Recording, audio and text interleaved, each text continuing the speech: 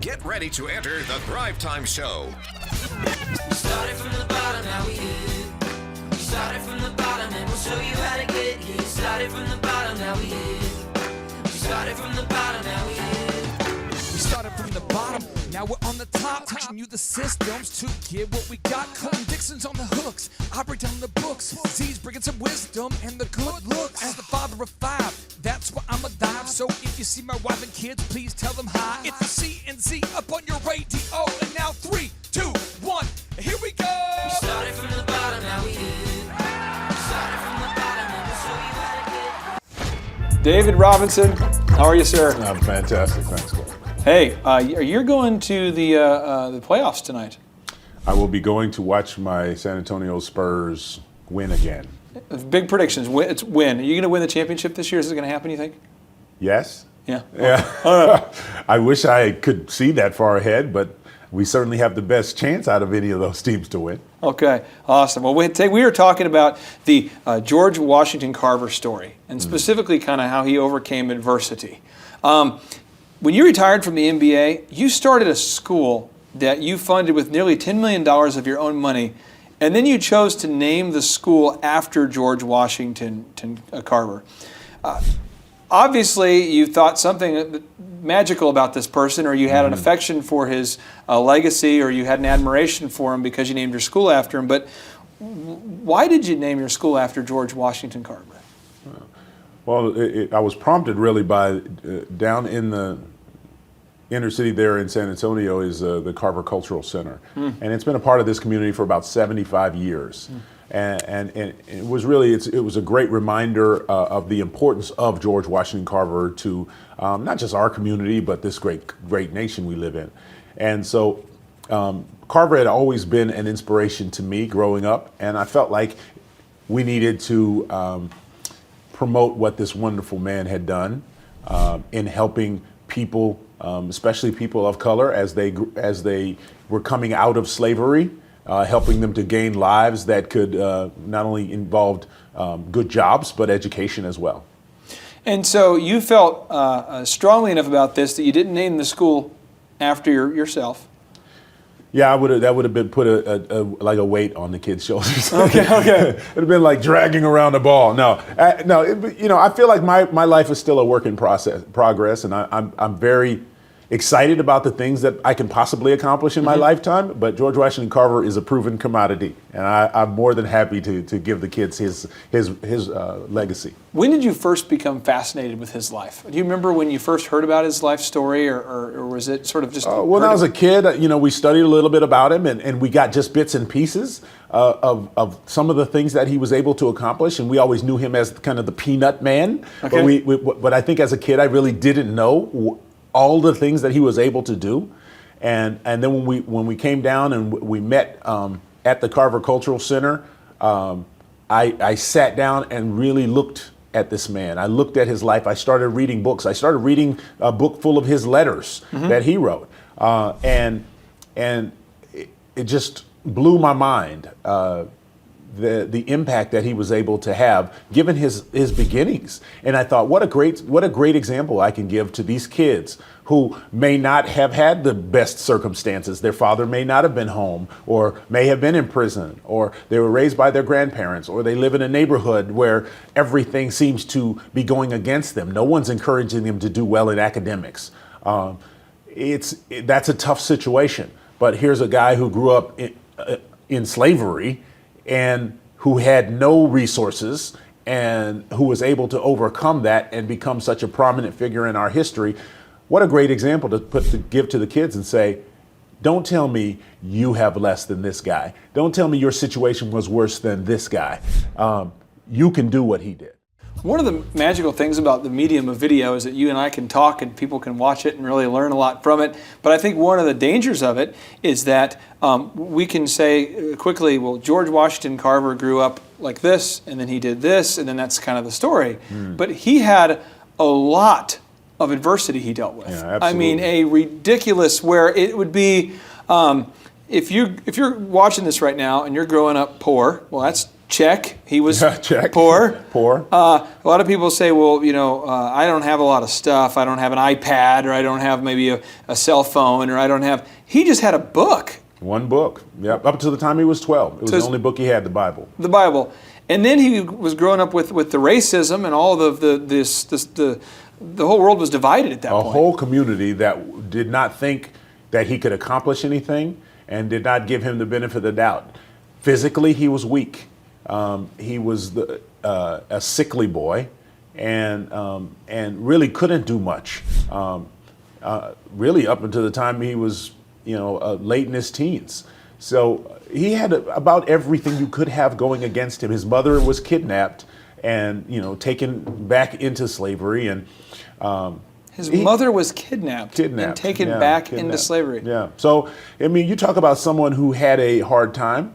He had everything going against him. I lost my grandparents when I was younger. I was like maybe 13 or 12 years old, something like that. And I remember I was pretty close to them, and the feeling of loss when I lost those guys. Right. It was tough. But then to have your mother kidnapped. Yeah. I mean, it's sort of like, it seems like in every area, no matter how bad it is right now, if we're watching this, he sort of trumped us. It's sort of like... It's really hard to beat that. I mean, when we talk about, man, I got it tough, man. I've really had some challenges. I understand. And I feel for you. When we're in the midst of a challenge, there seems like a pile of dirt it's on our heads that we just can't move. I mean, it's a cloud over our head that you just can't seem to shake. I mean, it's a bad feeling. So I would never downplay what a person is going through, because the challenges are very real. But it is encouraging to know that we can overcome those challenges. It's encouraging to know that that there's a reason we're here, and that if we push forward and we continue to show resilience and toughness, that really, really good things can happen, just like it did for Carver. As I was researching him, and I was researching him originally because when I was researching you, I saw what a big impact that he had in your life. Absolutely. And it's hard for you to deliver a talk or to connect with a young person without sharing his story, because it's had such a big impact on your life. Well, I know that because of him, I have opportunities. And that's a big deal to me. I mean, I always admired my grandfather.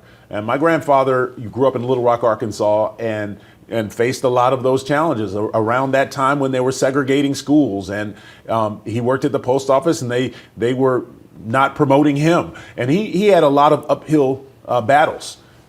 Yet he raised children who were very successful children. And then now here, as his grandchild, I get to represent the family and continue to take the family to another level. What a joy for me that is. And I respect everything he went through so that I could have the lifestyle I have now. There is 5 principles that I took away, and there's probably 50 principles I could take away from his life, but I want to go ahead and dive into these 5 because I think they're powerful. Sure. So the first one is, I took away that we have nothing to complain about. That's true. Well, we all have lots to complain about. The question is, will you complain about it? It's really not worth complaining about. That's probably a better, whatever we have, we our complaints do nothing for us. And as a matter of fact, they hurt us. Because it reinforces, your words reinforce the negativity. They reinforce all of the things that is bad about your situation.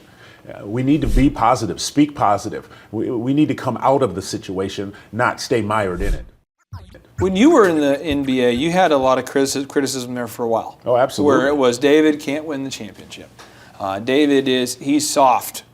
He just, Hakeem is better, or Shaquille O'Neal is better, or there was just a lot of that criticism there. All very sharp barbs that to this day still hurt when you say them. I'm sorry. No, but those are things you face. You question yourself. I mean, you question your abilities, your competence, your everything about you. I mean, that's the challenge. How do you overcome that? How do you begin to put that stuff aside and say, no, they're wrong. They're wrong. I can achieve what I want to achieve. Even then, when you were getting those sorts of complaints, did you still feel like you really shouldn't speak it and that you really didn't have a whole lot to complain about in comparison to George Washington Carver? Absolutely. I think part of it was tuning a lot of it out. Okay. That's a real key. You can't continue to listen to the foolishness.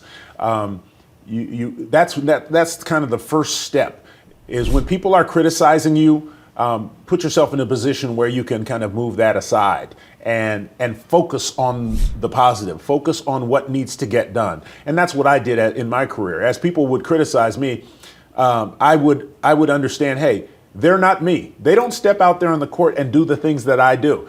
People can say you're soft all you want, but I'm the guy who has to go play against Hakeem. I'm the guy who has to go play against Shaquille. So in my mind, I knew that it was people without experience, without my understanding, talking about it. Did you ever want to call some of those sports commentators and point out to them that they, in fact, were soft? Many times. Okay. Well, no, I thought to myself, when I would see someone who particularly criticized me, I would say to myself, I'd love to see this guy out there get elbowed in the head by, Karl Malone. Yeah, we'll see how you respond to it then. Yeah. So, but it's easy to talk. It's easy for everyone to talk. People, that's what they do best. Okay. So, I think the first step is really putting that stuff aside, getting out from underneath the mound of foolishness. Now, principle number 2 is we want to be a part of the solution, not just this chorus of complaints. And I thought that what George Washington Carver was able to do is that he wanted African Americans to be free financially and free in the true sense of the word. Right. Now, it's easy to say that, and it's easy to look that, hey, the African Americans are now basically farming cotton. And the soil's depleted, and oh no, the soil's depleted. Oh, we're all farming cotton. See, this is a bad. We could talk about that. He could have talked about it. Right. Absolutely. But instead, he got to work, rolled up his sleeves, and got to work. Can you explain a little bit about what work he did? Yeah. Well, at the time, cotton was the cash crop, and it was an easy way to make money for. Not necessarily the farmers. Now, the farmers who were doing the work didn't necessarily make the money, but it was an easy way for kind of the overseers, the people around, to the white people to make the money. So the farmers really didn't do well on cotton. But not only that, the cotton destroyed the land. It sucked all of that nitrogen out of the land. So within 6 or 7 years, that land would become dry and really unfarmable. So Carver, instead of sitting there complaining about our plight and we don't have any power and we can't do this and we are stuck in our situations, we're all just farmers and we can't make any money, Carver said, well, what's the solution? We need to grow some crops that, not just the crops that are profitable for those people, but we need to grow some crops that will replenish the land and create a market for those crops that we do grow. So he said, hey, you know what? The best crops in replenishing that nitrogen are peanuts and sweet potatoes. So let's plant those. And people said, oh, peanuts? Well, that's trash. That's a weed. Why would we plant peanuts? Nobody wants a peanut. So he went about the process of saying, well, peanuts have a tremendous use. They're full of protein, and they're a fantastically healthy thing to eat. He made meat out of peanuts, and people said, what is this we're eating? He said, it's a meat made out of peanuts. And so he was incredibly creative in the way that he thought about it. It's amazing how he saw the need for nitrogen in the soil. Well, first he saw that, hey, we as a people are depleting our land. We need to find a way to make our land more fruitful. Right. Then he decided that, okay, well, we need to put more nitrogen in the soil. I'm going to make a list of these plants that do that. Right. Then he invented all of the uses for the plants. It's ridiculous. Yeah. I mean, no, absolutely. It's unbelievable. It is unbelievable. It was incredibly creative. But, here he took a problem, a real challenge, an oppressive challenge. Yeah. It was oppressive for a lot of people. So it was a monumental challenge, and he got out from underneath the mound of criticism and complaints and said, "This is what we can do." So being a part of the solution is a real key to overcoming adversity.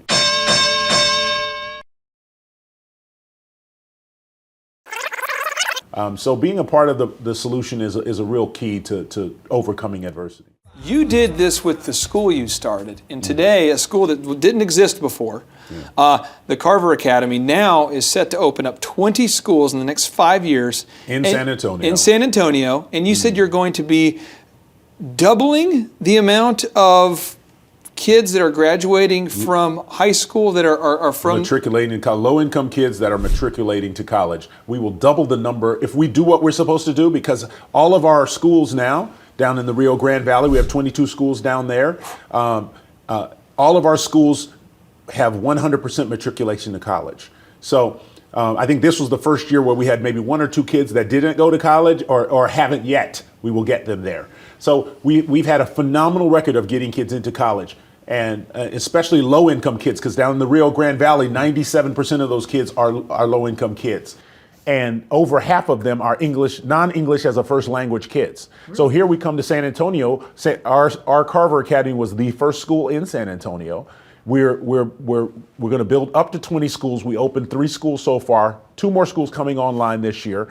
When we have 20 schools and we're graduating kids from our 20 schools, we will be effectively doubling the number of low-income kids going to college every single year here in this city. So that's an ambitious goal, and I believe it's a very achievable goal. And I realize that you're not anywhere close to the potential that you're going to ultimately get to, in my mind. I think that's pretty awesome that you saw a problem. You're driving, to the arena, going to the game, and you see poverty everywhere. And instead of saying, well, this land is depleted, we're in trouble. But, you said, hey, we're going to go ahead and build a school, maybe not 20 schools at once. We're going to build one. Right. And we're going to solve the problem for maybe, how many kids were in the first class? 60 kids. We're going to solve the problem for 60 kids, which for some could feel like, that's not really going to help. Yeah, that's a ripple in the ocean. That's nothing. Yeah. You're right. It started even back when I was in college. When I came out of college, I was in Washington D.C. in the Maryland, D.C., Virginia area, and I visited like 20 different high schools there. And I talked to all those kids, and my feedback from those kids was, it's easier for us to sell drugs. We can make a ton of money selling drugs. Why would we go to school? There's nobody in our lives telling us that that's important or that there's any kind of reward for that. The people that we see, that we admire, have cars, have money. They have everything they need, and it's because of the drug culture. So why would we not do that? So that was a good argument. There was nothing I could really say to them except, well, you're hurting other people by selling drugs, and it's not, it's something I can't respect, which is not a great argument. So here I come and I get a chance to take these kids it really prompted me to come back and say, hey, there's a massive problem out there. We are losing a generation of kids because they don't see the opportunity. They're not seizing the opportunity. On one side, I see these kids who are begging for some way to get out. And on the other side, I get Harvard calling me, Ivy League schools calling me saying, how do we increase the number of minorities? We can't find them. We're looking for these kids. We will pay for their college. All the Ivy League schools now will give, if you're making under $120,000 or $180,000 a year, you will go to school there for free. Really? So how do I connect this group of people that want to give the opportunity to this group of people that desperately need the opportunity? And I saw education as a means of doing that. So that was my solution. Love it. I love the parallels, and I love how you took a story from someone you admired and you implemented those practices into your own life. It's exciting. Now, the third principle I gained from his life was that he basically determined that success is a choice. Yeah. Now, David, I obviously know we cannot control every aspect of our lives. Yet George Washington Carver firmly believed that you could basically all but guarantee success if you were committed to working hard. And he said this, he says, when you do the common things in life in an uncommon way, you will command the attention of the world. Absolutely. So that's something we can all do. No matter what we are, no matter what job we have, if we do it in an uncommon way, we can't help. I'll just give you an example. When I worked at Tax and Accounting Software Corporation, I was an intern, and I just, for some reason, I'd kind of caught the bug of over-delivering and working hard, and I was starting to figure it out a little bit. Yeah. I remember just trying to really do a good job at a certain point. I remember the supervisor going, Mr. Clark, we'd like to keep you for another, I was an intern. And so they basically kept me on for a little bit longer and gave me a raise. And they kept kind of acknowledging me and I worked up a little bit just by doing the common thing, working in a call center in an uncommon way. Yeah, absolutely. People notice it's crazy. You talk about a quote like this where Carver says, do the common things in an uncommon way. Now, we can look at something as simple as saying hello. I can look at you, I can walk by you in the morning, I can say, hey, how you doing? And just keep walking. Or I can look in your eye and I can say, hi, so good to see you today. And then I can walk away. And those two things would leave two entirely different impressions upon you. The next time you saw me, you would be like, that was that nice guy. He really stopped and he said hello to me the other day, as opposed to, that guy didn't give me the time of day. We went to Subway with you.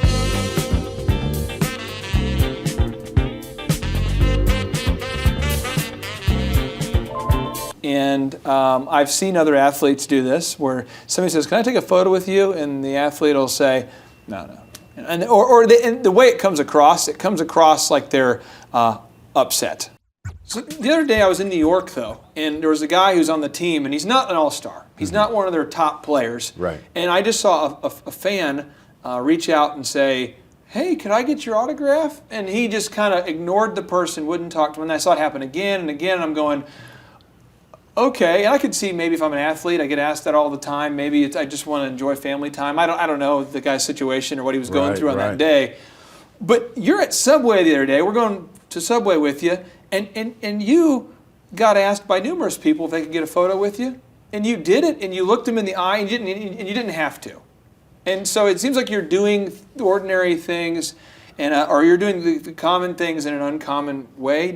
Are you intentional about this, David? Is that something you try to do? Absolutely. I think it's they're easy things. It's not even hard things that and that's what's so great about it, and that's what makes this quote just genius, because we all face these things every single day. It's not like there's not one person out here who doesn't say hello to people in the morning, or who doesn't have an opportunity to be kind to someone. Or even, half of us are married, where you don't have the opportunity to get up and really say something nice to your wife. We all have these common things. How do I say, hello in the morning to my children? Do I come in and pull the sheets off the bed and have them fall on the floor, or do I come in and give them a big kiss on the head and say, sweetheart, it's a new day? And so there are these common things that we do, and we have an opportunity to be very, very uncommon in those things. And it's unbelievable the impact that it leaves on people when you do them. Do you do this because you believe that God is watching at all times, or do you do this because you're trying to secretly get ahead? Or what is your that's my goal. Motivation? When I was taking pictures at the Subway, I was looking to get ahead. I figured the lady working behind the counter could really do something for me next week. She was a potential investor. She's a potential investor in my next fund. Okay. That's not particularly my motivation. My motivation is because I feel like I have that responsibility. God's given me these gifts for a reason. And it's to lift people up, to encourage people. And however I can use my gifts, I will try to use them in that manner. If I'm watching this right now and I say, why should I have to do common things in an uncommon way? If I'm somebody who's really, I grew up without financial resources. Mm-hmm. And we can get into that mentality where we're upset. Yeah. We are sick and tired of being sick and tired. We're just upset. Yeah. We feel like the rich are getting richer, the poor are getting poorer. My boss is not a good guy. The economy's bad. My house is terrible. We make this list of issues, right, and then we're kind of to a place right now. Somehow somebody has tricked us to log on to this website, and we're going, why do I have to do this? Well, what would you tell me? I would tell you don't have to do it. Okay. It's your choice. Okay. Yeah, success is a choice. Okay. So, I think the thing is that I've had plenty of bosses who I didn't particularly respect or like. Not plenty. I've had a few bosses that I didn't particularly think had my best interest in mind. But that didn't stop me from supporting that person. If he was in a position to be my boss, my job was to encourage and support him and make him look good. That was my job. And so I took that very seriously. Because that's a reflection on me. It's not a reflection on him, it's a reflection on me. And so that builds my character, and it builds my strength, my reputation. I'm going to mention this, but I'm not going to mention the specific coach or the specific team because I don't want to get anyone in trouble here. But you played for a guy, allegedly, who was a likes to curse guy. Likes to just freak out all the time in practice and yell at everybody. The point where I had a couple of those guys. Okay, yes. To a point where it become almost the game of basketball could almost become miserable. Yeah. Because of just the joy-sucking, hate-filled animosity, anger thing that's going on here. How did you process that? in an uncommon way? Like, how did you try to deal with that adversity in a way that was still high character? How do you do that? You just always reflect love. And like I said, they're still your boss. Okay. You know, your job is to make them look good. That's what you're supposed to be doing. And so you never give hate back to hate. I mean, that creates a cycle that is unstoppable. It has a force of its own life of its own. But if, you know, as much as it's in your power, you know, that's why I love the Bible, because it just has this great common sense stuff. The Bible says, as much as it's in your power, live at peace with all men. I mean, that's a simple thing to do, right? So even if somebody is treating me wrong, it's still in my power to live at peace with them. And if he's my boss, it's still my responsibility to work for him. So, you know, success is a choice. You make that choice. You decide whether you want to have that. And that's not just business success. Yeah. You know, it's life success. It's a mentality. You have success if you have peace today, joy in today. And you can have that regardless of how mean your boss is or how unreasonable your boss is. You have the choice to have peace in that day. Principle number 4 is there are no shortcuts to lasting success. Ooh, one of my favorites. Now, yeah. David, George principle. Washington Carver said that there is no shortcut to achievement. What did he mean by that? Wow, there is no shortcut to achievement. And if you go on, that quote also says that you know, veneer means nothing. You know, and I love that thought that, you know, your facade means nothing. There's no shortcut to achievement. And you know, every day you have to do the little things. You have to do the little things to find success. It's in your power. It's in your choice to do these things. And if you want to be successful, you can't cheat. There's no other way to get there but to do those little things. When you played in the NBA, one of the things that I know there's always TV people that are critical of athletes, but one thing that people were never critical of was your work ethic. You were kind of almost a grinder. I mean, you were kind of like you just would continue being relentless, trying to get the rebound or trying to block the shot, and just the aggressiveness that you played with. Yeah. You were kind of like a Collison on the Thunder almost, but you were like really talented and gifted in a lot of other areas where you had that freakish athleticism, but you also had that battering ram, I'm just going to keep coming back sort of mentality. Where did that come from, and how did that sort of? I think that you didn't have a shortcut. It seemed like you just grinded out every game. That was my mentality. I really this is a principle I understood. Okay. I never felt like I was going to pass people up. There were many times in college, and high school, and in college where guys were much more talented than me. I mean, I remember seeing guys who had incredible handles, 6'10", could do all kinds of things, 6'11", or guys who could shoot the ball beautifully. And I was an okay shooter. You know, I was more of a scorer. I just attacked the ball basket relentlessly. But I never felt like I was necessarily more gifted than everybody else. I just felt like if I wanted to beat them, they were going to have to overcome my will. You know, that was what I had more than anything. So I just that was my mentality. Take one step, keep taking another step, and never stop. So that relentless understanding. Hey, there's no shortcut to getting here.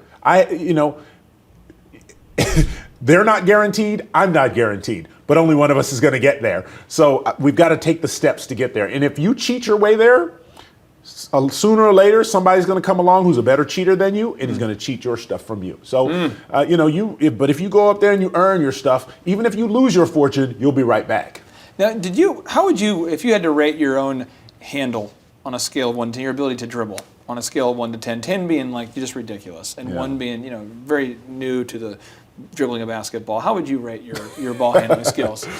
How would I rate my own ball handling skills? I'm just curious how you would. I would say I was somewhere in the 5 department probably with the ball handling But you skills. were relentless about attacking the rim. Oh, absolutely. Oh, no one was going to take it from me if I had 2 dribbles or less. If I had to bring the ball up, I was in some serious trouble. Off challenges like a nonchalant Frenchman. Goes it in! 2-0! He got 2 for that one. Wow! I did occasionally take the ball coast to coast, but that was not my strength. So I tried to stick within my strength. I just love that the fact that you were aware, you were self-aware, and you're like, hey, I'm not going to maybe dribble around you or be the most, I'm not going to cross you over, but you're just going to relentlessly attack the rim. Exactly. Being self-aware, I think, is a real key to a lot of this. Understanding what your strengths are, what they aren't, and playing to your strengths. I mean, sometimes we focus too much on what we can't do, and we try to spend a lot of our energy really in improving what we cannot do. And I think that's not an efficient use of your time. If you are very good at something, focus on your strengths. You can build up your weaknesses, but focus on your strengths.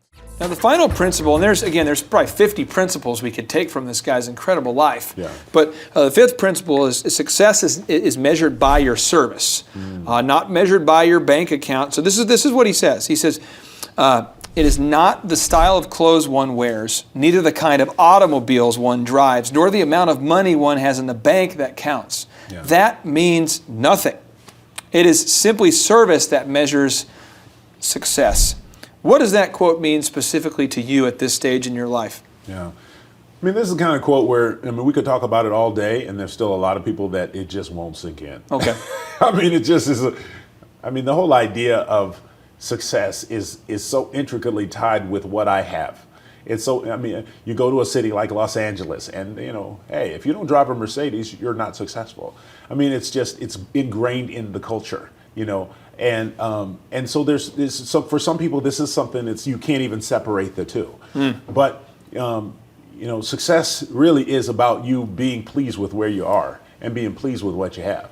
If you have that, because the world can keep throwing things at you. I always like to think of it in terms of my faith. The devil always has something else to offer, right? So he can always offer something else, but that is not going to complete you. That's not. It's just going to get you to the next stage where he's got to entice you with the next bone.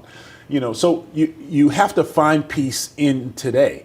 That is, it's measured by your service in what you're able. I want to leave a legacy. I want to leave something behind that my children can carry on. I want to be remembered for something real, not how much money I had, because somebody else is going to take my money when I leave, or what kind of car I drove, because that car will be on the trash heap within the next few years. But by what I've left in people's lives, that's what's going to be remembered. So what you measure success by what you're doing for people's lives. That's how you measure how I'm spending my talents. Yes, that's how I measure my success. That's awesome. I think one thing that there's a huge principle on Thrive for anybody watching this is that every one of the Thrive mentors that we've assembled, you've used business as just a vehicle. Absolutely. To get them from point A to point B. So as an example, if you're watching this and you own a bakery or an insurance agency or you're a sports agent or maybe you're an athlete yourself, we view our jobs as just a vehicle to get us from where we are to where we want Absolutely. to be and how we can help and bless other people. That's the whole idea. Because if you just collect a bunch of stuff and you die, there's no real point to it. And business is a great vehicle. It's a great tool. Not only is it fun to do and exciting, and you learn a great deal, and you can impact people through your business. If you provide diapers or you build homes, or there's a lot of wonderful businesses that you provide a great service. But in your life, your business is just one vehicle to express your talents. I don't expect you to answer this question if you don't want to, but I'm just going to ask because some people have different views on this question. Some people say you should share your goals with everybody, and some people say kind of keep them kind of, But if you had to measure your success at this point, because how old are you right now? I'm 48. 48. Yeah, 48. So you're 48, and you're kind of, let's say, halfway there. Do you look back and say, wow, that was awesome? Or do you look forward and say there are so many great things to come? I'm more of a forward looker. I look at the Bible and I see Paul, and Paul says, I count all things as lost. All things in the past, it's done. I'm past all of that. It was wonderful. It allowed me to get to where I am today, but I anxiously reach forward. I look forward to all the things that God has still for me. I just think there's a road out there, it's wide open, and there's just wonderful things. I still have something left to give, I hope. So that's what's exciting to me. When I retired from basketball, I remember the very last day, and we won the championship in 2003. I was so excited, and I remember sitting in that press conference, and I was ready to retire. I had told people at the beginning of the year, I'm retiring at the end of the year. So this is it. This is my last run. So when the game ended, I was very excited. I thought, okay, that phase of my life is over. I'm excited. I'm moving forward. And at the press conference, one of the reporters asked me, aren't you going to be so sad now? This is gone. This is what you were, all this excitement and all of this celebration. It's all over now. Aren't you going to really miss this? And I just thought to myself, what a crazy question. I have so much to look forward to. I get to go home and be a dad to my children now. I get to watch them go off to college. I get to spend time with them and invest in their lives. I get to go be a husband now, which for the last 14 years, I see my wife every once in a while. So now I got to actually be a husband. And who knows what business things God has out for me? Who knows what's out there? What's in front of me is far more exciting. What I had, that was great. But, next year somebody else is going to win the championship. They're going to take this trophy out of my hands. This stuff is wonderful, but it's gone. It's time to move on. And so, that to me is what is exciting, what lies ahead. So what is your big goal for this year, Super Dave? What is the goal for this year, 2014? What are we trying to do? Really, I'm in a phase right now where my family is at the top of my list. Mm-hmm. So my goal this year is to continue to grow in a wonderful relationship with my wife and to get my last child off to college and move to this, what they call the empty nest phase, which I'm very excited about. So that would be my biggest goal is to bless my last son, my third son, and get him off to college. Awesome. Well, thank you so much for sharing your heart. It means the world to all of us here. Thank you so much. Thanks, Clint. Appreciate that. Take care. All right, JT, so hypothetically, in your mind, what is the purpose of having a business? To get you to your goals. So it's a vehicle to get you to your destination. Whoa. And would you need profits to get there? I mean, is when you have a business that's successful, in your mind, in your expert opinion, would you need profits to get you to your goals? Yeah, because if you have a $15 million business, but you have $15 million of expenses, it's kind of pointless. Holy crap! All right, so the question I would have here for you, if you could take 10 minutes or less and see if you could save $3,000 a year by reducing your credit card fees, would you do it? Yes, absolutely. Holy crap! Why would somebody out there who's listening right now who has a sane mind, why would they not go to thrivetimeshow.com/credit-card, thrivetimeshow.com/credit-card to schedule a 10-minute consultation to see if they can reduce their credit card fees by at least $3,000 a year. Why would they not do it? Yeah, why would they not do it? Maybe because they didn't understand how you said the website. This tree is a symbol of the spirit of the Griswold family Christmas. No, that's clear. Okay, so that could be true. So I would encourage everybody to check out thrivetimeshow.com/credit-card, thrivetimeshow.com/credit-card. What would be another reason why someone would not be willing to take 10 minutes to compare rates to see if they could save $3,000 or more on credit card fees? Maybe they think it is a waste of time and that it won't. It's not possible. There's somebody out there that's making more than $3,000 every 10 minutes, and they're like, nah, that's not worth my time. We getting there, right money. We getting there, right money. There's probably someone out there that would think that. Well, I'll just tell you, folks, if you're out there today and you're making less than $3,000 per 10 minutes, I would highly recommend that you go to thrivetimeshow.com/credit-card because you can compare rates, you can save money. And, the big goal, in my opinion, of building a business is to create time freedom and financial freedom. And in order to do that, you have to maximize your profits. Holy crap. Now, one way to maximize your profits is to increase your revenue. Another way to do it is to decrease your expenses. It's a profit deal. It takes the pressure off. JT, is there any other reason why somebody would not be willing to take 10 minutes to compare rates to see if they could save a total of $3,000 a year on average? I am at a loss and I cannot think of any other. Shampoo is better. I go on first and clean the hair. Conditioner is better. I leave the hair silky and smooth. Oh, really, fool? Really? Stop looking at me, Swan. Well, let me tell you a good story here real quick here. I actually, years ago, compared rates with this company here called IPS. It's Integrated Payment Services. And I scheduled a consultation. I don't know that I was skeptical. I just thought, whatever, I'll take 10 minutes. I'll compare rates. I can't tell. You can tell me I'm a doctor. No, I mean, I'm just not sure. Or can't you take a guess? Well, not for another 2 hours. You can't take a guess for another 2 hours? And in my case, in my particular case, I save over $20,000 a year. Holy crap. Wow. Which is, like groceries when my wife goes to the organic stores. Find everything you need today? Yeah. Great. Okay. Oh, God.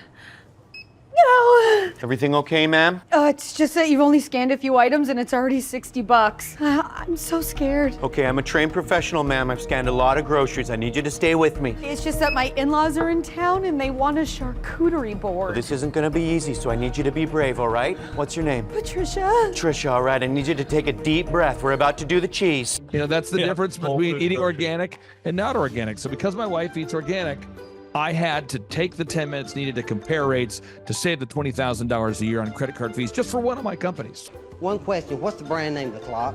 The brand name of the clock, Rod. Do we have it? Brand name of the clock. It's an elegant from Ridgeway. It's from Ridgeway. Let's buy the clock and sell the fireplace. So I encourage everybody out there, go to thrivetimeshow.com/credit-card. You schedule a free consultation, request information. A member of our team will call you. They'll schedule a free consultation. It should take you 10 minutes or less. And then they're going to compare rates and see if they can't save you more than $3,000 a year off of your credit card processing. You were hoping what? I wouldn't owe you money at the end of the day. No, you don't owe us money. Because at the end of the day, the goal of the business is to create time freedom and financial freedom. And in order to do that, you need to create additional profits.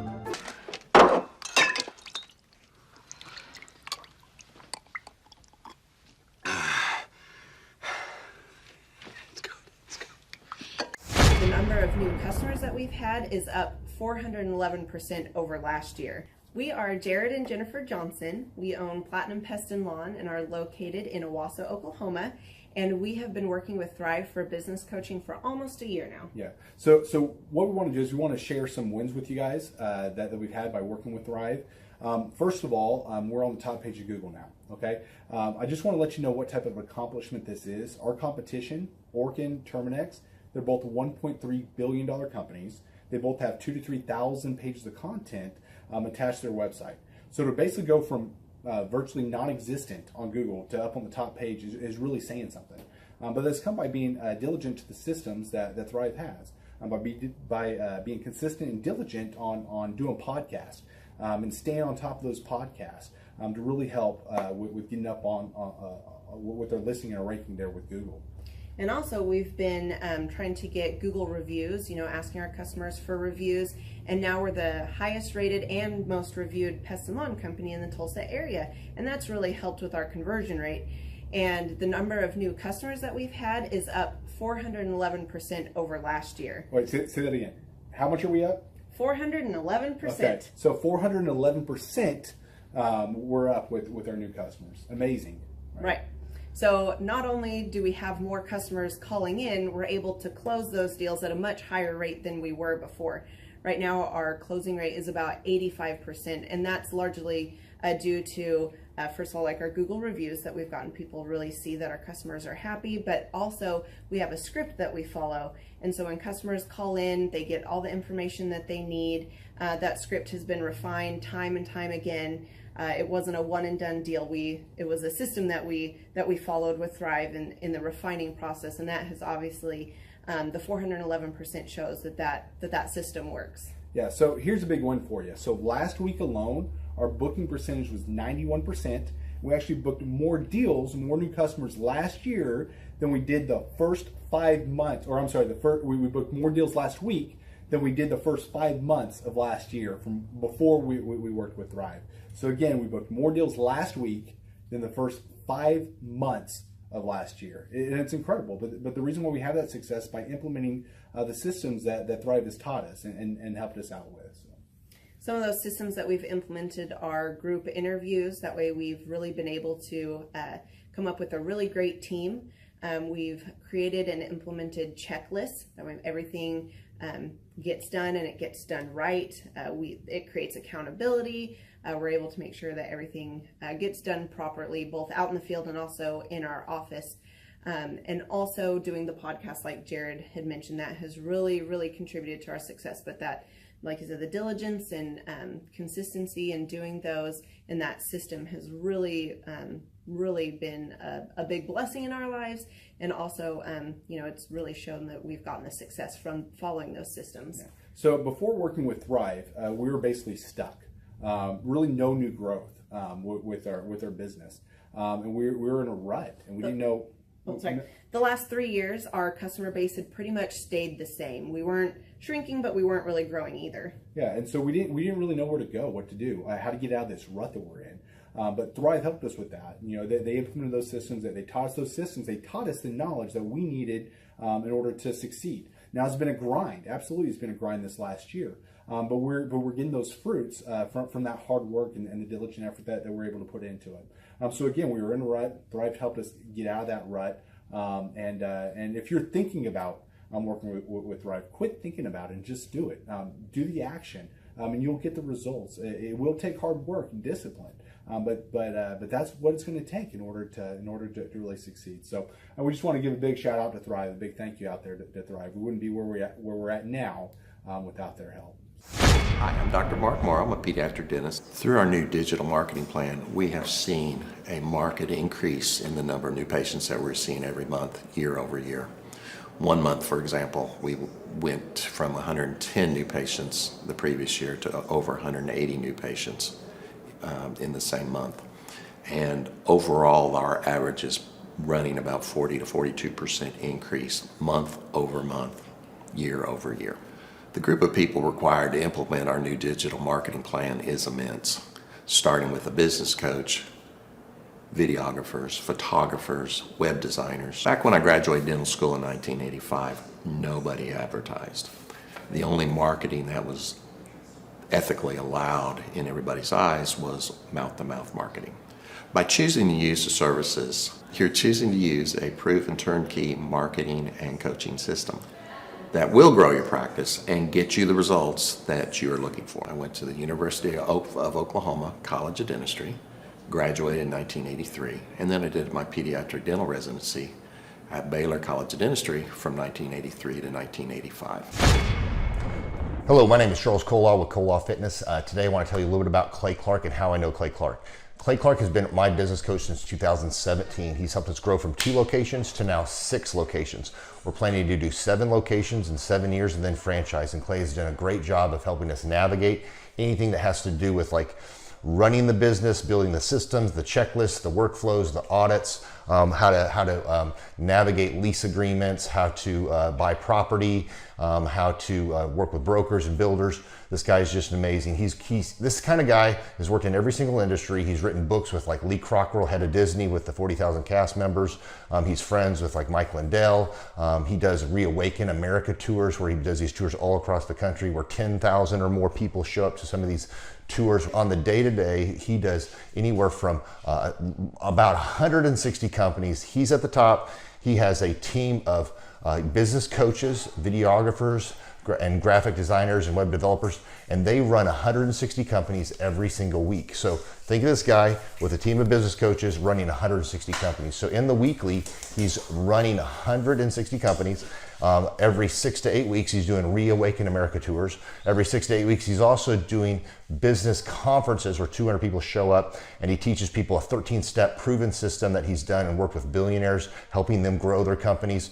So I've seen guys from startups go from startup to being multimillionaires, teaching people how to get time freedom and financial freedom through the system.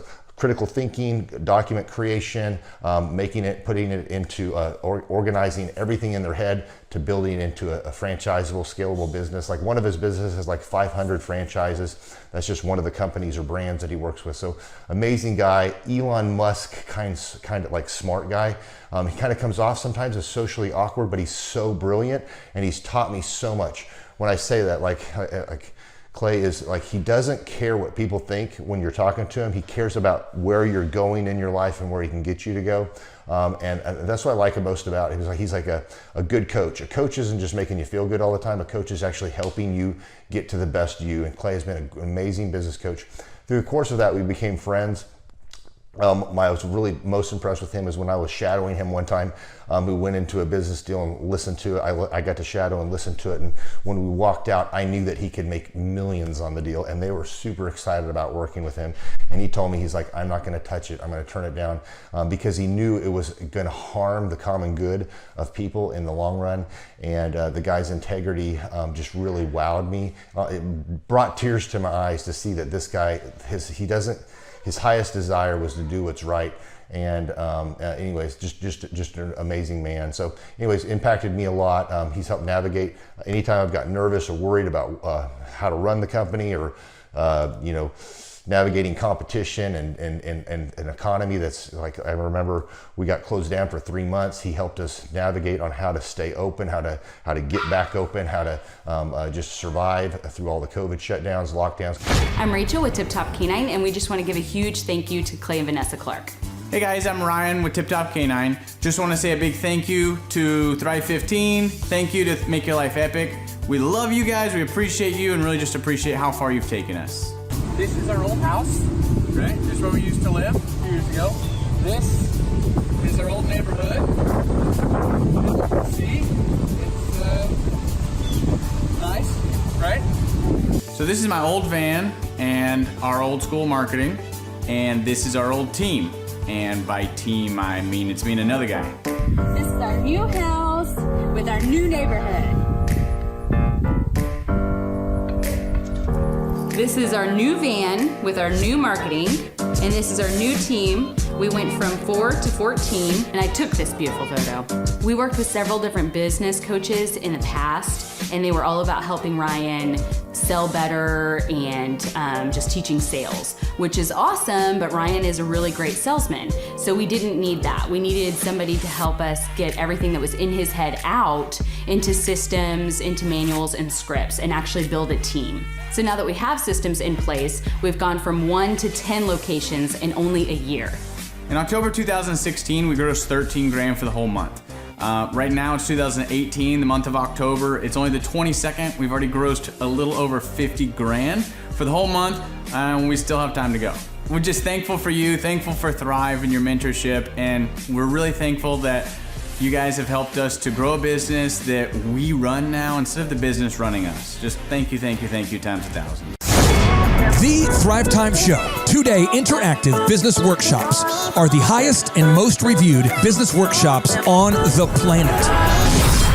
You can learn the proven 13-point business systems that Dr. Zellner and I have used over and over to start and grow successful companies. I mean, we get into the specific steps on what you need to do to optimize your website.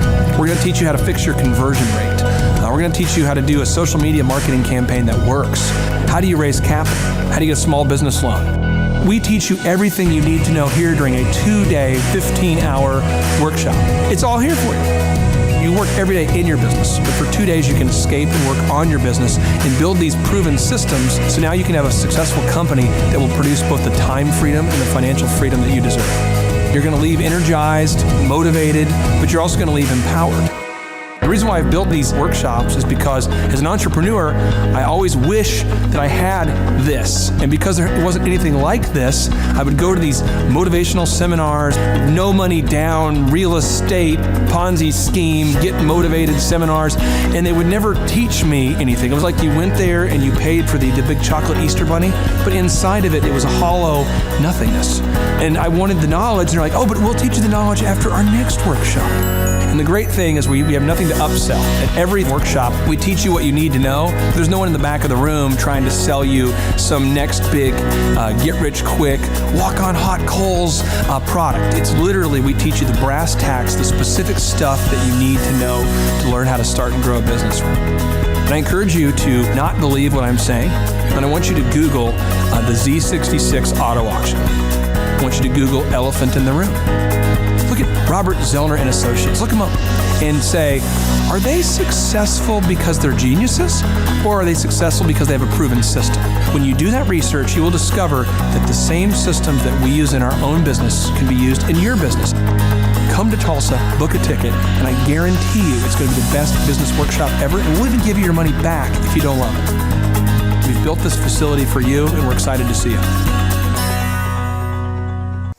If we go back 8 years ago, think about the number of clients you had back then versus the number of clients you have now. As a percentage, what has been the growth over the past 8 years, do you think? We got to inspire somebody out there who just doesn't have the time to listen to their calls. Okay, so Clay, it's like I would go up and down from about $10,000 a month up to about $40,000, but it's up and down roller coaster, and so now we've got it to where we're in excess of 100 clients. That's awesome. And so I would have anywhere from 5 clients to 20 clients on my own with networking, but I had no control over it. I didn't. Without the systems, you're going to be victimized by your own business. For somebody out there who struggles with math, if you, let's say that your average number of clients was 30 and you go to 100, as a percentage, what is that? I have doubled every year since working with you. So I've doubled in clients, I've doubled in revenue every year. It's 100% growth every year I've worked with. Now, so I'm looking, we've been good friends 7-8 years, and I've got doubled 5 times.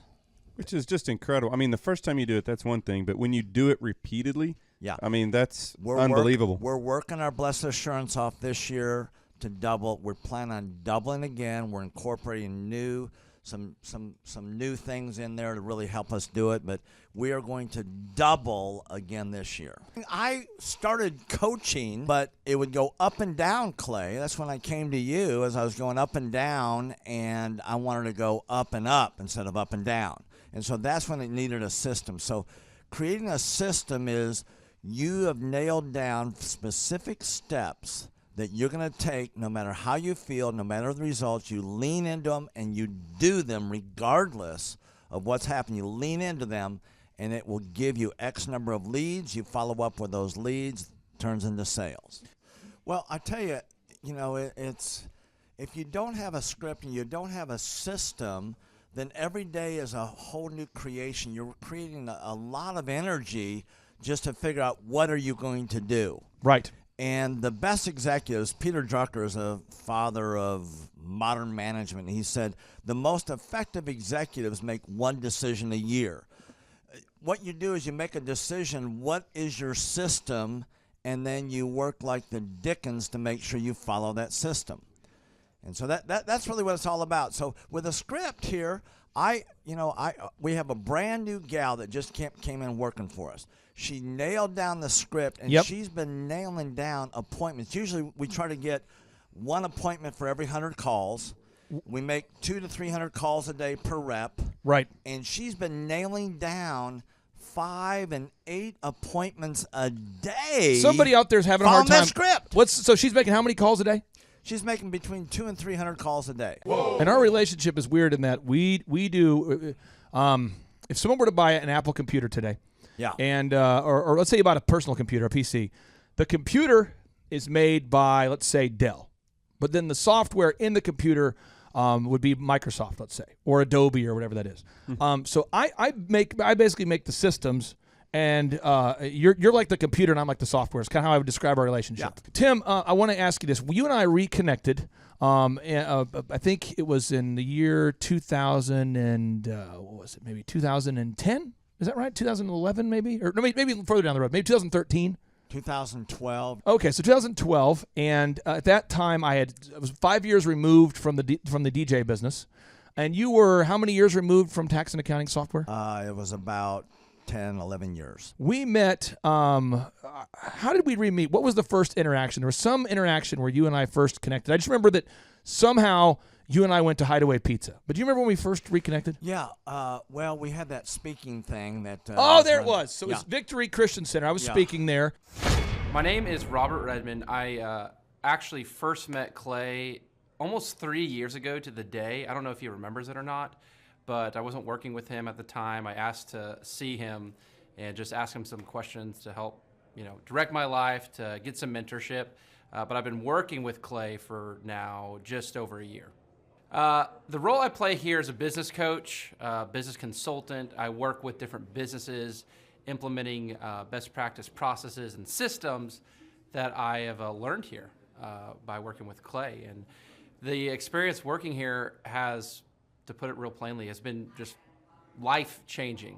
I have not only learned new things and have gained new knowledge, but I have gained a whole new mindset that I believe wherever I end up will serve me well throughout the rest of my life.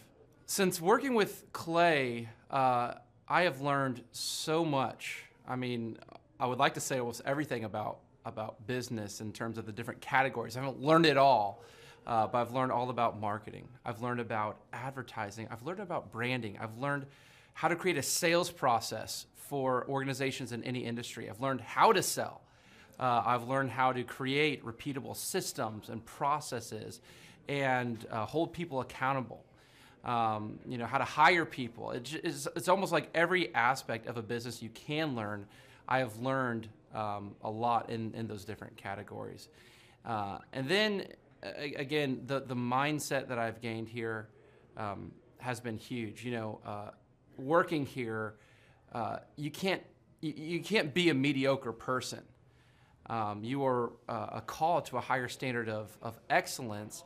And then as you're called to that standard here, you begin to see those outcomes in every area of your life, that standard of excellence that you want to implement no matter what you're involved in.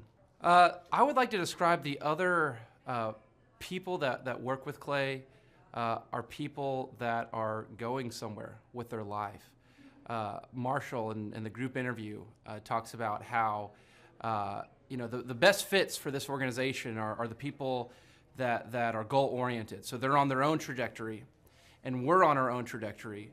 And the best fits are those people where there can be a mutually beneficial relationship, that as we pursue our goals and we help the business pursue those goals, the business helps us pursue our goals as well. And so I'd say people that are driven, people that want to make something of their lives, people that are goal-oriented, they're focused, and they're committed to overcoming any adversity that may come their way. Clay's passion for helping business owners grow their businesses it's unique in that I don't know if there's anyone else that can be as passionate. Whenever a business starts working with Clay, it's almost as like Clay is running that business in the sense that he has something at stake. He's just serving them. They're one of his clients, but it's as if he is actively involved in the business. Whenever they have a win, he's posting it all over his social media. He's shouting it across the room here at Thrive. He's sending people encouraging messages. He can kind of be that life coach and business coach in terms of being that a motivator and that champion for people's businesses. It's again unique because there's no one else I've seen get so excited about and passionate about other people's businesses. The kind of people that wouldn't like working with Clay are people that are satisfied with mediocrity. People that want to get through life by just doing enough, by just getting by. People who are not looking to develop themselves, people who are not coachable, people who think that they know it all and they're unwilling to change. I would say those are the type of people. In short, anyone that's content with mediocrity would not like working with Clay. So if you're meeting Clay for the first time, the advice I'd give you is definitely come ready to take tons of notes. every time Clay speaks, he it gives you a wealth of knowledge that you don't want to miss. I remember the first time that I met Clay, I literally carried a notebook with me all around. I was looking at this notebook the other day, actually. I carried a notebook with me all around, and I just took tons of notes. I filled the entire notebook in about 3 or 4 months, just from being around Clay, following him, and learning from him. And then I would say, come coachable. Be open to learning something new. Be open to challenging yourself. Be open to learning and adjusting parts about you that need to be adjusted.